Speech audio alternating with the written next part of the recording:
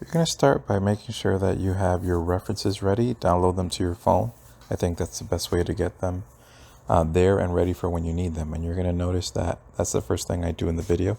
I have them there and I'm going to use them throughout the whole video just to guide me along. Start by making that oval and draw very lightly in the beginning because a lot of these lines are going to change. Measure that distance between the top and the bottom of your oval, and you're going to repeat that distance 2 more times. The next step is just to draw a line straight down the middle. And then that middle section, you're going to divide it into 3 just by trial and error. Take well, now you're going to do the sides and you're going to start to curve it where the jaw would be. And then that bottom line and the top, the one above it, represent the chin and like the mouth, let's say.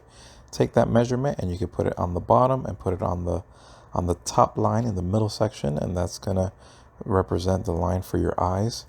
And now you can start adding the shapes for your eyes, which is kind of like a slanted rectangle, triangle for the nose, rectangle for the mouth, and so on. Try to divide this part carefully. Look at your reference, look at the video, make sure that you get these shapes right because they represent important parts of the body. Like those weird shapes that look like arms, that represents the hyoid, I believe it's called, and then the little shape right below it represents the thyroid cartilage. Start to shape out your eyes and your nose. The shapes are just a guide. You don't want them to stay that way. And again, look at the reference carefully if you're not familiar enough with the skull to do that naturally. Now you can start to shape the top of the skull. That little piece of bone that sticks out, that needs to go beyond your original line.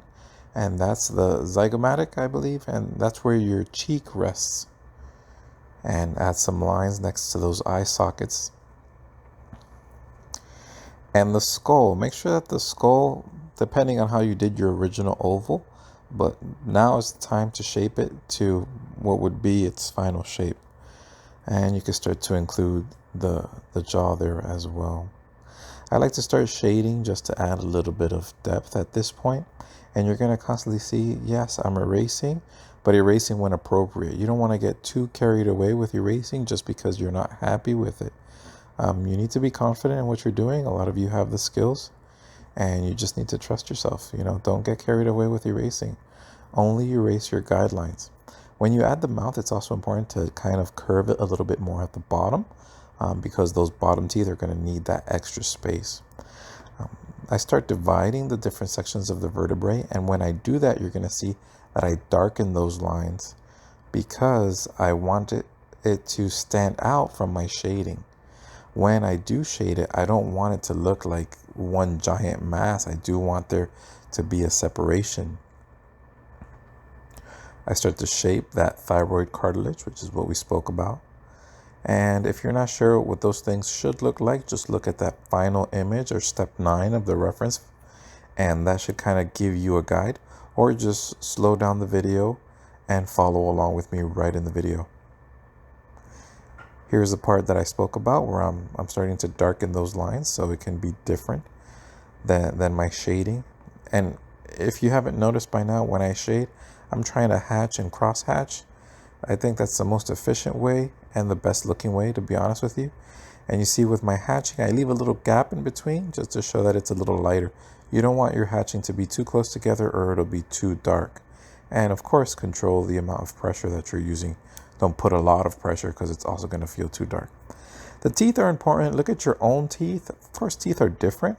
Not everybody has the same teeth, but there is kind of a standard, and there's like these 4 teeth right before the sharp one, which is your canine. And then when you draw them in particular, you make them kind of smaller as they move to the right or to the left. And that's to show that they're receding because your mandible kind of sticks out quite a bit. I think that's what it's called, mandible. And the same thing with the bottom teeth. So try to find a good reference for the teeth. Don't just make them up. A lot of students might make a mistake with the teeth, so please try to find a good reference, or use the handout that I'm giving you, or your own teeth. There is something going on with the eyes, like there's a little bit more detail in the eyes and a little bit more structure in the eyes that I'm not including. This is just a basic introduction, so you have an idea. if I ever mention any of these bones. And also to give you an idea of how the muscles sit on top of the skull and then the skin sits on top of the muscle. There is some lines around the eyes meant to represent kind of an elevation, which would be there. Some lines around the nose as well also represents that elevation. Don't forget those little lines around the teeth. I wasn't really careful with mine, but they are going to show that elevation again, that's kind of there as well. As you can see, I've also added more shadow kind of all over the place.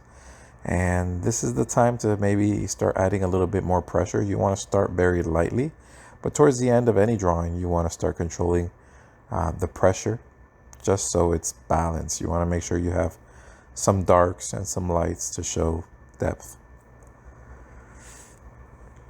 Now we're reaching the end stages here, where it's time to draw the sternum and the clavicle. And you could probably feel your own sternum and clavicle. And that can kind of also guide you sometimes as well if you're not sure. Artists often and regularly use their own bodies to help them with anatomy and things like that. Try to make those little cracks because that shows the different sections. And like I said, I'm missing some in the eyes. I know that there's a few in there. And I'm not perfect myself by any means. So just try your best, but really try your best. At this point, I think I can tell when you guys are trying your best and when you're not. And if you try your best, you'll be just fine. The last step is I want you to start labeling these things. And it's all done for you. And as a matter of fact, that's the way you're going to be graded. There's 10 things you have to label. So if you have all 10 of them and they are clear, like I don't want one thing to look like something else. It needs to be what it's supposed to be. That's how you're going to be graded. Each one of those things being worth 10 points. And once you're done labeling everything, you guys are done. You finished. Good job.